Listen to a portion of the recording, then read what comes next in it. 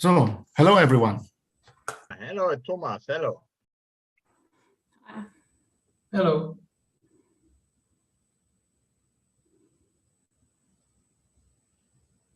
Hello, Thomas. Welcome. We are already live on YouTube, and we're just waiting now for the time to start the webinar. We don't try your presentation, but all the others was running, so I hope it will be. We are already live, guys. So yeah.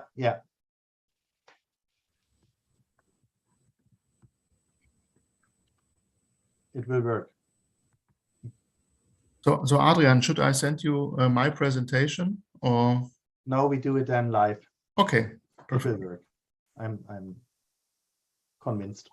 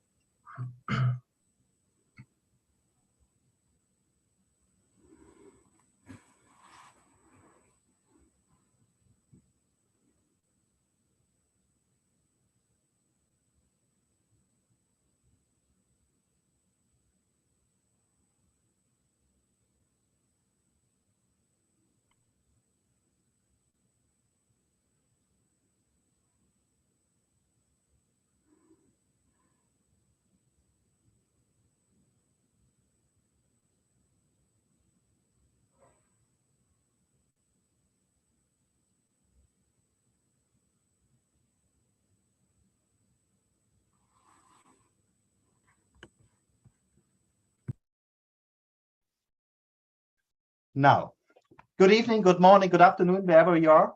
I'm happy to have you here and starting that webinar of the EuroFusion. And I just want to go into the presentation in order to stay in time with everything. So, okay, my name is Adrian Bauer. I'm the EBCP Vice Chairman and the Chair of the Accreditation Committee and the past President from the German Society. And I was taking over that place here from Lars Sehm, a good friend of mine. He has organized this meeting. Thank you, Lars. Unfortunately for us, but good for him, he is in holiday without access to the internet. So that's the reason why I'm taking over that place. And I also want to thank you, Frank Merkle. He was supposed as my co-chairman or co-moderator this evening, but he is just now in the airplane because he have a site visit in UK and is now, while we have that meeting, that webinar in the airplane. So we have a good issue. We will present our country, of course, in the first 10 minutes. And after that, we have scientific presentations. And the idea of this webinar is to show that universe-based education leads to a scientific background and also into a wider future of our profession. And I'm very happy to have all of you here. We have very good speakers, and I will start first of all with the welcome of our president, Dr. Frank Münch. He is also not here. He is also on holiday, and therefore he have a video for us. And I will start that video. Welcome, Frank. Good evening, dear colleagues and friends of Perfusion. I am very pleased to welcome you to the EuroFusion webinar in the name of the German Society for Cardiovascular Engineering. I thank Adrian and Frank for the moderation this evening. We are opening the evening with looking at perfusion in Germany. But especially I would like to thank our speakers. Thank you, Mark, Lisa, Volker, and Thomas for your engagement. With the presentation of your research on the possibility and education as a perfusionist in Germany, at the example of the college in Willingen-Schwenningen, you are setting the basis for the amazing webinar. Best wishes and thank you and join us, creating to align your friend. Bye. Yeah, Frank, thank you. From Frank back into the history of perfusion in Germany. The perfusion or cardiopulmonary bypass starts after all that things happen. And I don't repeat Gibbon et al., but in Germany, we start in 1958 with the first cardiopulmonary bypass performed by Dr. H.G. Borst. He was a very famous professor after that, and unfortunately, last week he passed away. So he have a long and a good life, and he is, if you want, the first perfusionist in Germany. But 1 year later, this task was taken over by non-physician staffs, in main male nurses from the UR. And one of these guys, Josef Güttler, even get one of the highest honors in Germany, the Order of Merit of the Federal Republic of Germany, for his work in establishing a new profession in Germany. So in 1971, the Association of German Cardiotechnicians was founded. There was the first meeting, and the mission statement was pretty the same like today: creation of a job description, introduction of a profession title, definition of the activities, and the organization of an annual meeting. And we start with that with the job title Cardiotechniker, which is almost cardiotechnician, and then we changed it 6 years ago in clinical perfusionist cardiotechnic, and 2 years ago adopted to the international title perfusionist.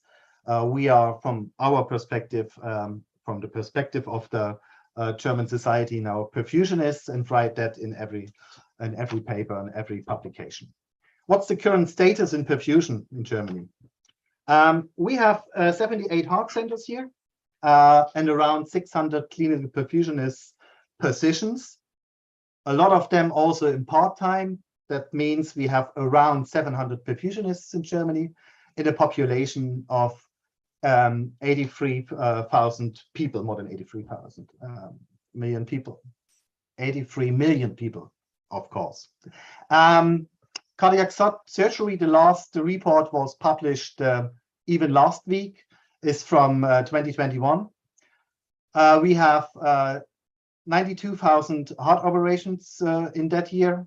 We have had 62,000 heart operations with cardiopulmonary bypass, almost 28,000 CABG surgeries, 36,000 isolated valve surgeries, including TAVI, 5,500 pediatric surgeries, ECLS 3,400, and 750 assist devices. But there's also a trend in the development, and the number of cardiac surgery is decreasing, and even the number of perfusion in it is decreasing more. There is a changing, it's under development. And if you look just for the transcatheter access, the TAVIs, in Germany, we have more TAVIs than isolated single valves in cardiac surgery, 90,000 versus 14,000. And the same development in decreasing we can find in the number of perfusions, coming down over the last 9 years from more than 84,000 down to 62,000 mentioned before. Yes, there is an effect in it because there's also the pandemic situation, as you can see here, but in general, it's decreasing. So should we be afraid now that we lose our job or whatever? No, because if you look to the population pyramid, and if you know that almost 1/3 is in the age between 70 and 79 when they have cardiac surgery, and that's the case, then you can see that the big belt is coming up And over the next 15 years, we have more and more patients in that age operated or being a patient in cardiac surgery, a plus of 40%.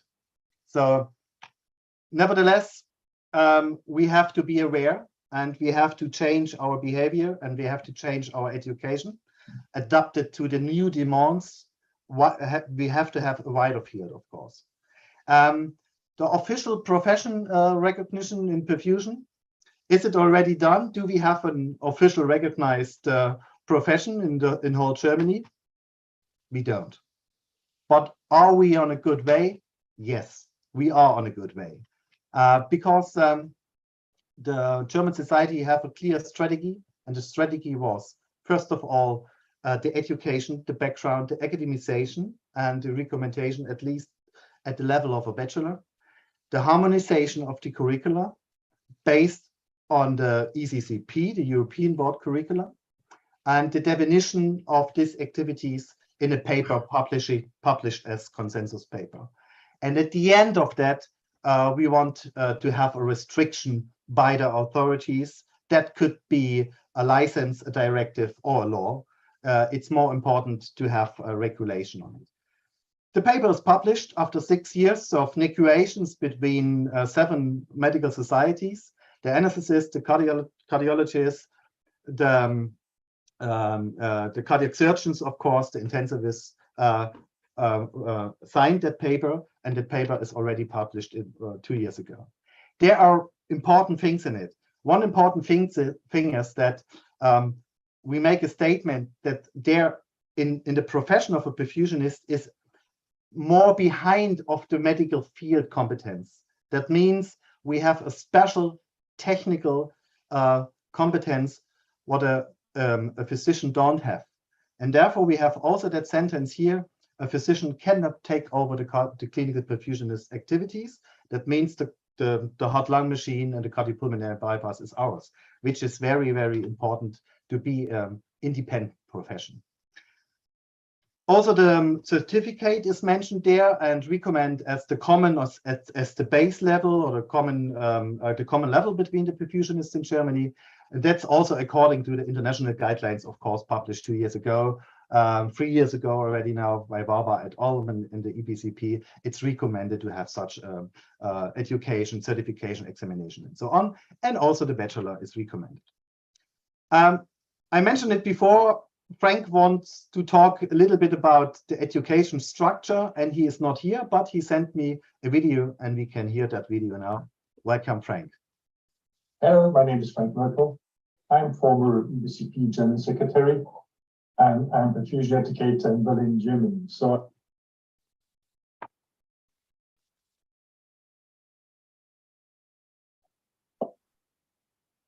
I thought that I will give you a brief introduction into perfusion education in Germany.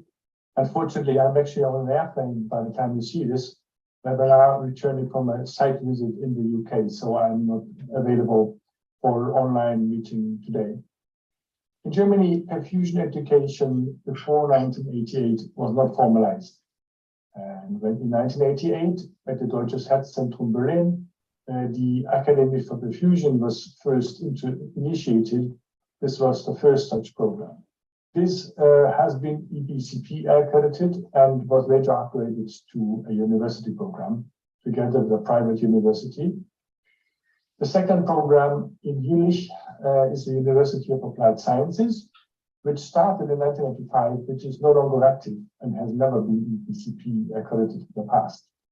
The third program at Furtwangen University of Applied Sciences also started in 1995. Is ongoing. We also offer a master degree, and we will hear more about this program later on in this webinar. It has been EBCP accredited. The fourth program at Technical University Dresden has only been active for 2 years, and it was never accredited by EBCP. This was an ongoing education program for biomedical engineers. And the fifth program is the latest addition to this list at Münster University of Applied Sciences with a Bachelor of Science Medical Engineering and a module of perfusion technology. So without further ado, I would like to hand on to Adrian Bauer to moderate this webinar, and I wish you good evening. Thank you. Yeah, thank you, Frank. I will go ahead with our brochure. In that brochure, you can find everything regarding our profession. You see, you will see all the tasks written down here. You also can take place the position of a perfusionist in an OR. It's intended for potential students that they can see what is the working place for a perfusionist in an OR. And this is a 360 picture, and you can walk through. Yeah, try that. I make a reference list and put that later on into the chat. Here you can see how to become a perfusionist in Germany. You find all the contacts to all the mentioned schools before, and you also find contacts to the board of the German Society of Cardiovascular Engineering. You can write them and go in contact with our colleagues. So I just want to conclude. It's very important that we come from the national level and that we come from the international level to describe our profession and to make it clear that we need a recognition for it.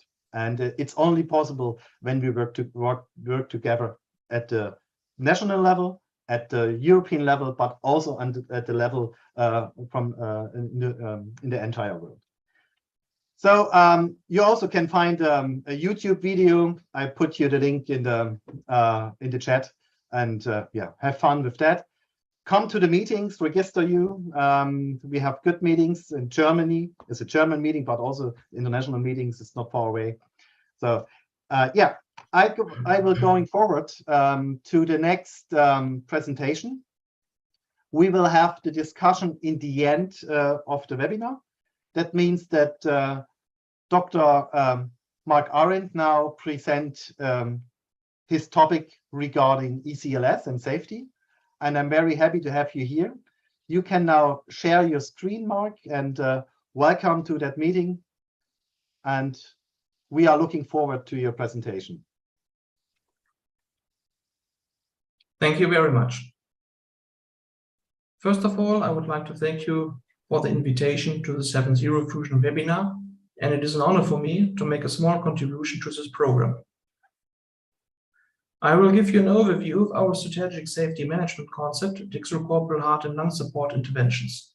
Certain types of errors can be classified in various categories, and appropriate regulatory measures can be initiated.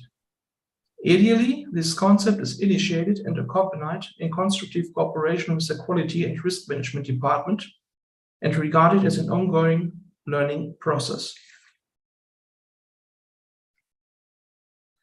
The Cardiovascular Perfusion Department of the Heart and Diabetes Center NRW in Bad Oeynhausen consists of 25 EBCP certified perfusionists, 6 of whom are women and 19 men. The academic degrees are divided into 2 bachelors, 1 master, 5 engineers, and 1 doctorate. A more extensive spectrum of pediatric cardiac surgery is occupied by 12 perfusionists and 6 for-table procedures. Another area of expertise is the transplant service, which is operated by 6 perfusionists. I would like to give you a statistical overview of our ECLS ECMO program of the past 10 years. Included here are devices of the manufacturers Maquet with CardioHelp, Abbott with CentriMac, and Xenius with DeltaStream. In the period 2012 to 2022, 1,762 ECLS and 236 ECMO therapies were performed out of a total of 1,998. Another over 300 right ventricular assist Another over 300 right ventricular assist device ECMO systems are exclusive here due to the thematic focus. As follows the figures for internal and external system implantations. External system implantations are performed in cooperation with the local fire department. More distant clinics are approached via helicopter. The CardioHelp system is used for both ground and airbound transportation.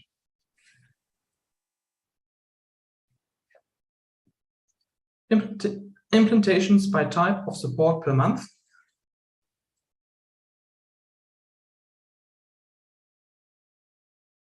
Here is a differentiated presentation according to frequented use of the different systems. The CenturyX system is often used for the right assist support after ventricular assist device implantation, whereas the CardioHelp system is prioritized for external transports.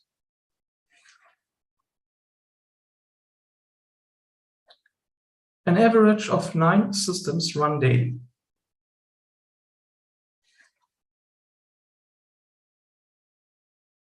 In the additional premises, there are a total of 17 systems, including the required disposable material.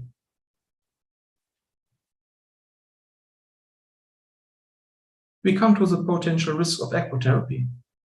Multifactorial sources of error result in limited certainty of action. This can be due to manual uncertainties, such as handling errors or errors during the application. Application errors can be divided into initial, constitutive, and intervening phases. Other potential sources of error lie in the documentation or reprocessing of the systems. Especially misunderstandings due to inconsistent nomenclatures can lead to uncertainties. I will go into this further in a moment.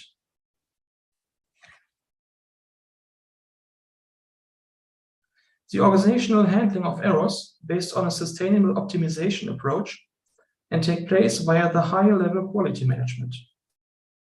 Operationalization takes place via the clinical risk management. The patient-centered implementation is realized through the patient safety management and represents the spearhead. This is also known as safety at the sharp end. In summary, a value optimizing paradigm results from the quality management, whereas value assurance is provided by risk management.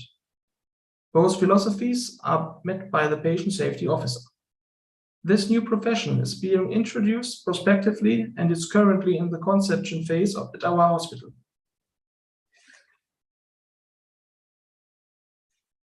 Now, what are the tasks of a patient safety officer? He is primarily a confidential contact person with regard to patient safety, who promotes a constructive safety culture and advises employees in the event of mistakes. He conducts internal training and performs system analysis after adverse events with consequential damage. Counter-regulatory measures are developed and simulation training is carried out. The cooperation with quality management takes place and the latest scientific results are introduced.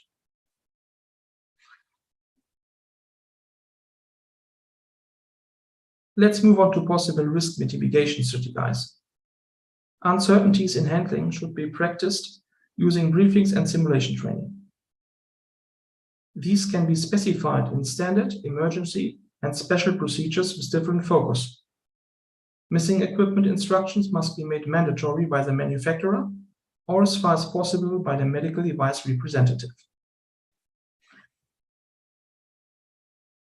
Errors during application can also be corrected using forced simulation training. Another intervention is the documentation via checklists. Our paper-based documentation runs parallel to the digitized version. This will transition completely to the digital version in the future. Especially the monitoring report should present a clearly comprehensible and uniform process. There are also phase-related checklists here.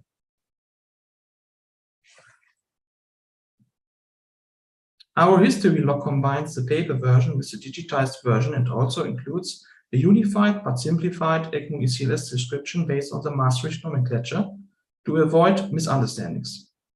In addition, there is an overview of the consumed material results. Likewise, transports are secured using a checklist and require active input and confirmation. Here too, a digitized adaptation takes place prospectively. In order to avoid standby errors due to the number of our devices, a digitalized documentation is kept on the heater cooling devices in a prioritized traffic light system. Daily checks by the colleague on duty in sense of a cross-check also contribute to strategic risk minimization.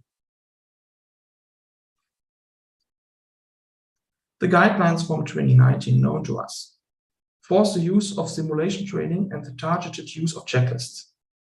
Conformity to this exists from the professional associations. In future training formats, taking this into account would generate a sustainable safety philosophy. A further step towards quality achievements and increasing patient safety is represented by the education program for the ECLS expert course.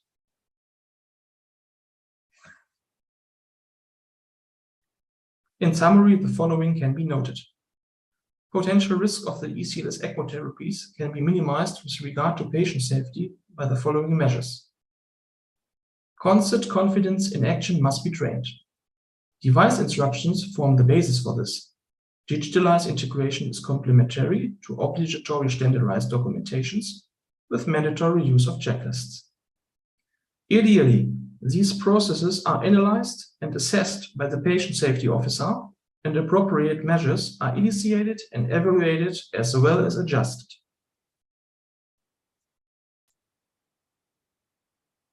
Thank you very much.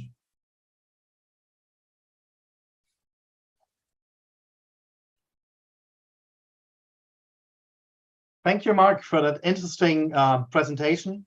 Huge numbers, it's amazing, and very, very well done. Thank you very much. I just want to remind you, colleagues, ask us, use the Q&A section, write down what you think and what you want to know, and Mark will answer them during the next presentations. I will welcome now Lisa Rösner, present. We can stop now sharing your computer. Yes, very good.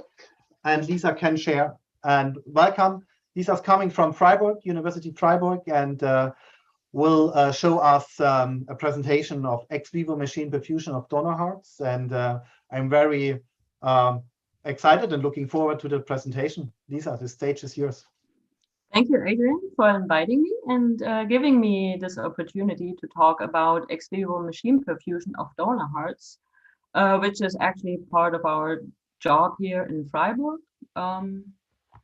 And I will talk about the implementation, which is the main part, but also a bit of experience, not our personal, but in general, and in the end, a little bit of future directions.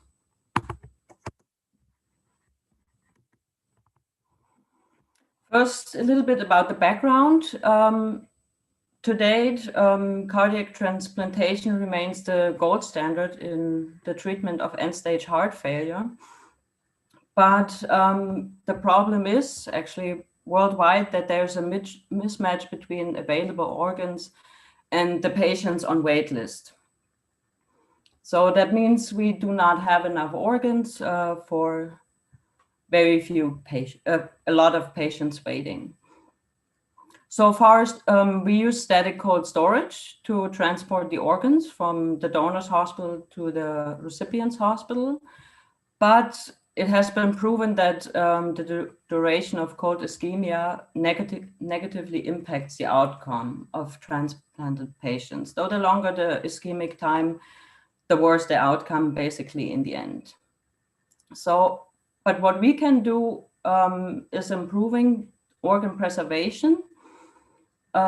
So we, in the end, can increase the donor pool, and this can be done by using ex vivo machine perfusion in donor hearts. And to date, actually, the only device that is really being used for transplant is the organ care system, which I will be talking about now. It is used for resuscitation after the heart is arrested, then during transport to preserve it, and actually we are able to assess its function. It is working in a near physiologic mode with normothermic temperature and in a beating state. That means the heart is beating in the end in the device. Here we have a picture of the organ care system, the console with the perfusion set and the defibrillator. The console consists of infusion and perfusion pumps. These are the infusion pumps, and the perfusion pump is hidden in the back. It has accumulators in the bottom so that we can use it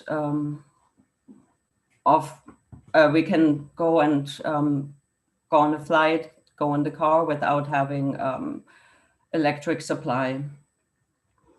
It is equipped with electronic equipment for measurement. There's different probes for measuring saturation and temperature. We have a gas supply for the oxygenator and a monitor which is removable so that we can, however the situation is in the airplane maybe or in the car, that we can always monitor the heart's state. And the case is equipped with the perfusion module, which comes extra and you have to install it. There's 3 additional devices we need during transport or running the OCS, which is very important, is the defibrillator. We have an ISAT analyzer for blood gas analysis, and we need a pacer to pace the heart. This is a schematic drawing of the perfusion circuit. In the end, this is part of the perfusion set, and also the gas supply comes, for example, from the device. The heart is supplied with oxygenated blood and then drains into the reservoir and is then again pumped by the pulsatile pump through the oxygenator. I will show you a picture later how it looks in the OCS. And the system has to be primed with a priming solution, which includes insulin, methylprednisolone, sodium bicarbonate, antibiotics, and multivitamins. And also a big part, which is very important, is that we need donor blood, at least 1.1 liters. This might be a problem in the end. I come back to that later. And also to prevent edema in the heart, it is recommended to use human albumin. Also, there's 2 solutions that are infused into the circuit, which is the maintenance solution and the epinephrine solution, which I will explain later when I talk about monitoring the heart. Here's a short overview of how it looks, the set and the case. The set is installed here, and here you have all these, the organ chamber. Down here is the pump. We have the oxygenator, and barely seen, but this is the reservoir. So when we decide to retrieve a heart with the help of the OCS, for example, in case we have long travel distances or we just expect a long ischemic time, we have to consider different very important things. First of all, the hematocrit of the donor has to be above 25%, which has to be communicated to the donor hospital. And also that we have to talk to the anesthesiologists and the staff in the donor hospital that they don't give boluses of catecholamines before we take out the heart, because these cannot be metabolized while in the OCS. After the heart is prepared, the donor is heparinized, and then the heart is cannulated at the aorta ascendens and the vena cava superior. And now comes the important part, which sometimes confuses other teams that also want to retrieve organs. We have to collect 1.1 to 1.5 liters of blood. And this worries sometimes the other teams because their ischemic time will be a bit longer. Then the heart is fibrillated and cross-clamped, and cardioplegia is administered to arrest the heart. And then the heart is removed and prepared for the placement in OCS. This is the heart in the OCS. It is connected via connector to the tubing and the blood pump.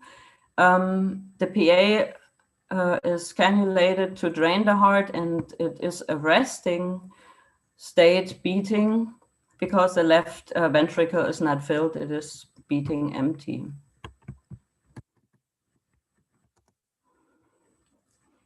During the transport, we have to monitor the heart constantly, and this is mainly done by blood gas analysis. We evaluate the lactate levels in the arterial side and the venous side, and if the heart is secreting, then which means the venous lactate levels are less, we have a sufficient perfusion of the heart. Also, we have to make sure that the physiological status of the organ is correct and within normal physiological range. If not, we have to correct these parameters. And we have a monitor here where with the desired values, which we can adjust if the lactate levels are not adequate or as we wish. To manage the heart, we have hemodynamic and perfusion parameters to influence the hemodynamics. First of all, we have the maintenance solution, which we can increase or decrease. Here you have an overview of how the different parameters are influenced by what we change. For example, the pump flow. If we increase the pump flow, the aortic pressure goes up and therefore also the coronary flow. But we can also influence that with the maintenance solution.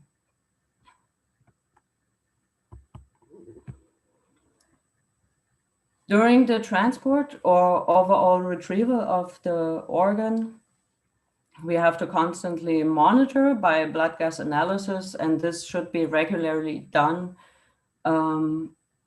during different periods.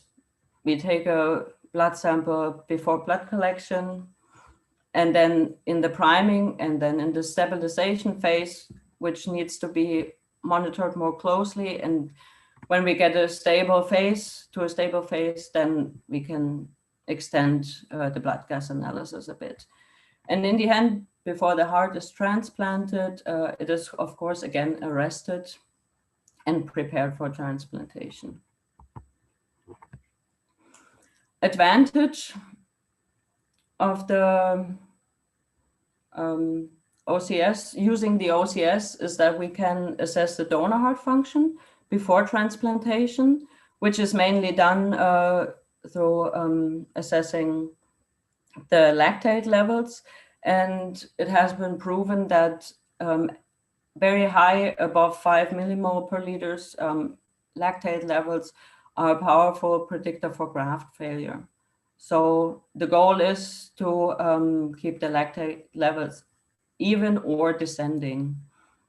Also, it is possible to further examine through echocardiography or, as seen in the picture, through coronary angiography. So we can get a picture of how well the heart is working, which is not really possible during cold storage. Also, the OCS gives us the opportunity to reduce the time-dependent ischemic injury, which allows us to extend the geographical range. That means we can travel further and spend more time on the road, which in the end, which is the next point, also expands our donor pool, and also which has proven to be very important, especially in our center, that we have a time safety buffer for complex pediatric transplants, for example, or for recipients who have been on LVAD. The surgeon has more time to prepare the patient. And if the heart gets to the hospital before they are done, it can still be beating in the OCS and not have a longer cold ischemic time. But which I said in the beginning, with the mismatch and between donors and recipients, the goal was to expand the donor pool, and studies have shown that we can also include donor hearts with high risk of adverse donor recipient profiles.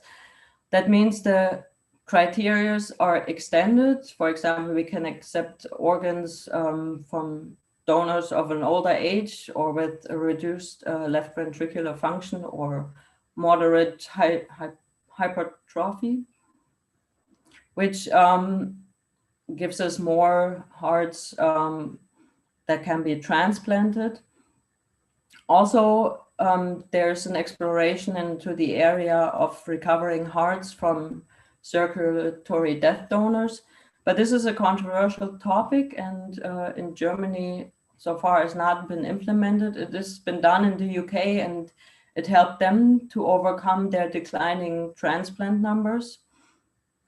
And I've mentioned before the geographical range is extended. So this gives us the opportunity, or the recipients a higher chance to find a match. There are some disadvantages. We cannot assess the heart function in working mode. That means we cannot assess how it works when it's loaded or when it's pumping against lung pressures. So it's in a resting mode. Also, a problem is that it is mainly used for adults, donors, and is limited due to the fact that we need 1.1 liters of blood, and by the company it is said that the donor has to be at least 45 kilograms. So there's a limitation for pediatric donors. And if we have pediatric recipients, there needs to be enough space in the thorax for them to receive a heart from an adult, or at least a donor that's above 45 kilograms. Also, which I've mentioned before, when retrieving the organ, we have to collect donor blood, and this causes delays with other teams. And also, the OCS is very expensive.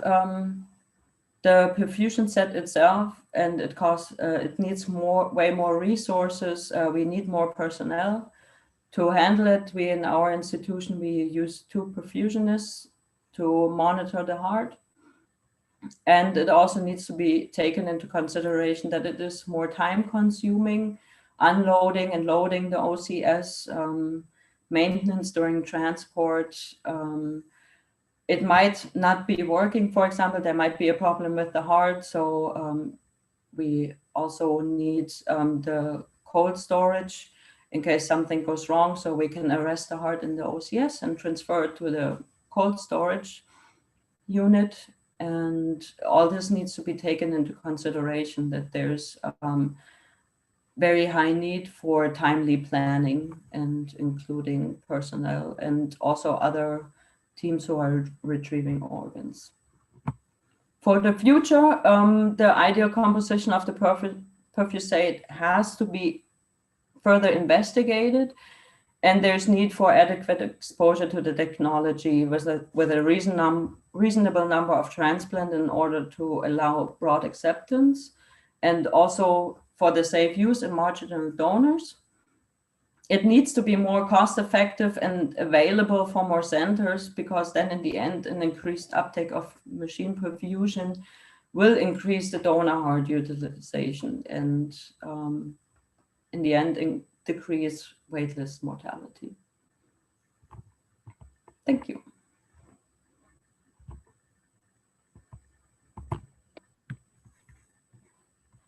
Thank you very much, Lisa. Very impressive work. It's amazing. It reminds me a little bit of Frankenstein. So to see, we don't see the video, unfortunately, but it's impressive to see how the heart is beating in that box. So it's very good, and it's a very good new task also for perfusionists as well.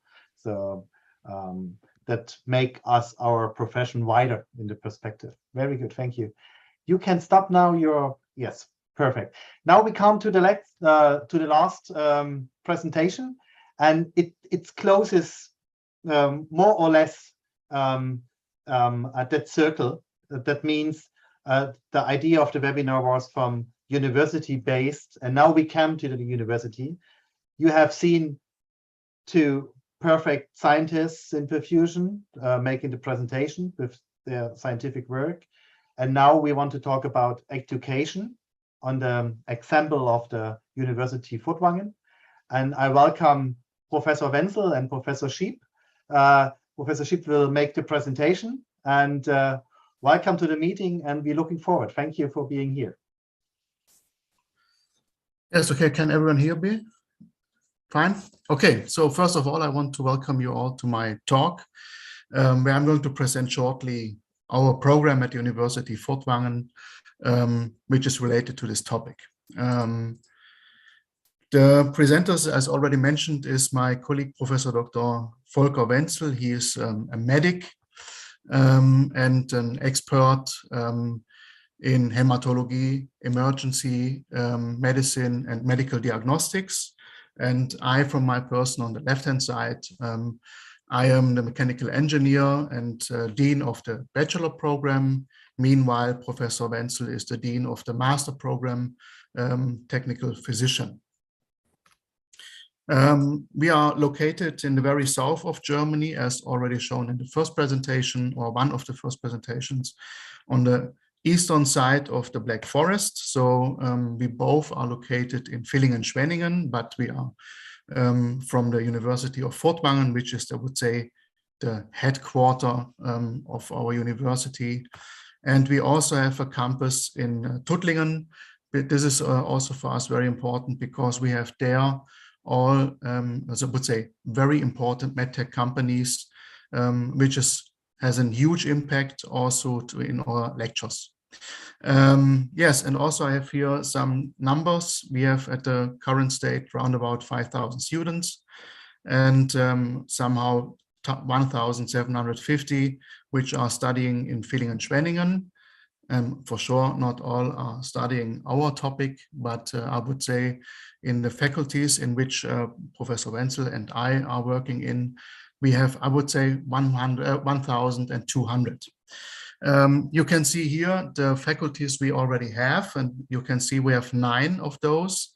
And maybe you can figure out that we are focused in 2 topics, which is, I would say, health and engineering. And that's also the 2 faculties in which we are in. We are from the medical and life science faculty, as well as the mechanical and medical engineering. And there we have the programs. So we have here the bachelor program, which is called medical engineering and clinical technology, which is, I would say, the one possibility of studying at applied university to get into an operation theater. And finally, we have also the master program, which is already said, hosted by Professor Wenzel, which is called technical physician. So the bachelor degree, as normally known, is 210 ECTS, and the master degree 90 ECTS, so also 3 semesters. So I'm going to focus at the next step on the bachelor degree. And for sure, we have not only the perfusionists, so just we have several stages of specialization. And one of those, just going briefly over that because it's maybe not that important for you, is the biomedical technologies. We're talking about here students which are typically located as a medical engineer and developing new surgical technologies and tools, mainly at companies in our area, as well as, I would say worldwide, they are seeked. And the more important one we're talking about today, translated as an OP engineer. We call it OP engineer in German, or cardiotechniker, as well I know perfusionist, and we call it this specialization OPI. And the third one, which is quite new, is sport medicine and technology, which is also focusing on an area which we are new in. So we want to optimize, I would say, rehab and also technology advice with artificial intelligence and so on. But okay, I think you are more interested in the middle one, in the OPI. But maybe it's also interesting to know that all these 3 types of studies doing the first 2 semesters completely the same. And after that, they have to choose in the 3rd semester which kind of specialization they want to go. And I would say round about a third are going to choose the direction of OPI. I think you all know this, okay, but maybe if there's someone who haven't seen this already, I make a small picture of it. So in a very simplified view of a heart surgery, we have a patient, we have some mandatory people like an anesthetist, a surgeon, nurses, as well as a perfusionist or cardiotechnical. I would say these are the mandatory people which you need to have a successful surgery. And the perfusionist is the person which is going to monitor as well to assist during this operation, as for sure as all. But anyhow, what I want to show with this picture is that this person has a wide field of expertise. He also has to know what the surgeon is going to do, as well as he has to be capable to work with the machine, improve it, repair, and so on. Everything what could happen, he has to do. And that's because of that circumstance is our idea to train the people in our lab. And therefore, our students go through the Center of Applied Simulation, where they train and experience all the necessary work for procedures in a practical manner, I would say. And here they experience of the theory from the lectures itself and which way they already have visited. They get familiar and work in procedures of the surgery itself. So they are ideally prepared for an internship in a heart surgery. I would say the normal or the most students of our program are going to work later in the heart centers of Germany. So I think from my perspective, this would be the idea. So therefore we have the theory, which is going to be coached by mostly medics, I would say, and finally the practice in our lab, where we have also an OP, for example, and they are prepared for this kind of operation. Here I have a short overview of our SPO in German, Studienprüfungsordnung. In English, I would say study examination regulations, which are in our case, I would say, oriented to the mandatory lectures of the European Board. And you can find those lectures here in the basic level on the first semester, where they're going to visit medicine, Einführung Medizintechnik. So it's the first kind of medical devices which they're going to see. And here you see here in the third semester, they have to say, yes, I want to be a cardiotechnical, a perfusionist. So I have to choose this kind of lectures in the third semester. And I just give you a short overview. They have, for example, anatomy, physiology in the first semester, and also Einführung Gerätetechnik, which is, I would say, get to know which kind of devices are existing to any surgery, not only heart surgery, just I would say endoscopic devices and so on, any kind of devices you need. And you can see here on the right-hand side the professors which are typically in this area. Professor Niemann, for example, a medic. Professor Wenzel, which is already here, is also reading the Labormedizin, the chemistry, I think is the word, and Professor Heimel, which is already here at the university with the focus of extracorporeal systems. And in a further stage, they also get further lectures, and you can see everything what is green is, would say, typical manner of medical area. We also have some collaborations with medics in our area where they get some kind of Allgemeinmedizin. It's just kind of diagnostics of typical issues you can get in your life. And also, I think I would say a niedergelassener Arzt, I do not know the English word at the moment, okay, is someone who is going to see every kind of injury you could get in your life. And therefore, it's for us a very good additional task. Then in the next step, cardiotechnic and special cardio technology and cardio surgery, as well as cardiotechnic. They receive further lectures in this area. Then they get into an internship, and then they have to choose in the upper levels, again, several lectures. Here maybe I want to say about the internship. They have to visit 95 days in a clinic. So they have to stay there at minimum 95 days. And in this phase, they should receive or work supervised at 100 surgeries with, I would say, because of, say, 100 machines they have to do.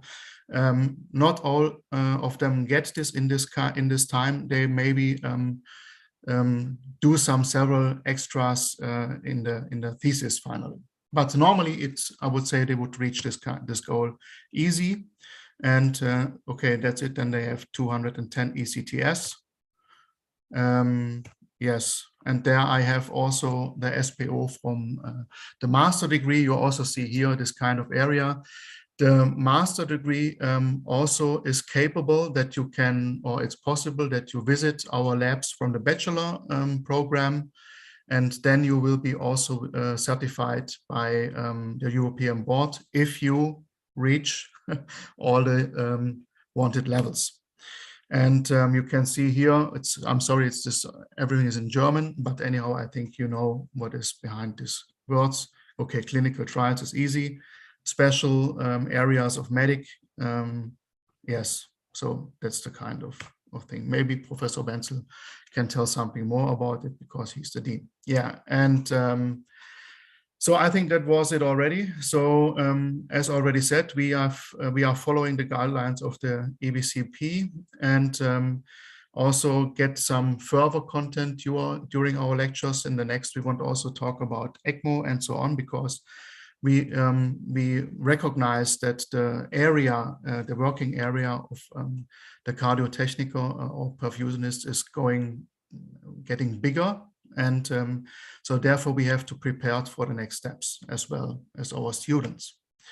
So that was it already from my way. I think I was very fast, but it's okay.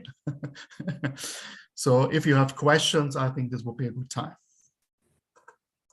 Okay, Thomas, thank you very much for the great talk and the presentation of your program in Villingen-Schwenningen, University of Furtwangen. Very interesting, and I can say as the past president and working in the EBCP, thank you that you are doing that work and that you stay with us and give us the possibility to have good German engineers in the field. That's also a very interesting thing, I guess, in Germany, that we have that mixed population of engineers and then postgraduated nurses and all the team. It's that makes it special and gives us the possibilities to come out with such good results as we have. Yeah, thank you. We have also a lively discussion. I read to the questions. Thank you very much for the questions. And if have any one of you questions, please send it to us. And then we can answer it now in the last discussion part here, in the last 4 minutes. You can also use the reference list to find all the references of my talk. If you have any questions to the panelists, to the participants, the referenten, you know, the colleagues from tonight, send it to us. We will forward it to the colleagues, and then you will find you will get an answer for sure. Any questions or discussion points from the panelists here? No, not so far. I think we have a very good meeting. It was very interesting and shows the whole picture, the education and also the scientific parts. And I hope also it was interesting for you as participants. Send us our questions, come to our meetings, also very important. And thank you very much for being here. and we stay in time. That's perfect.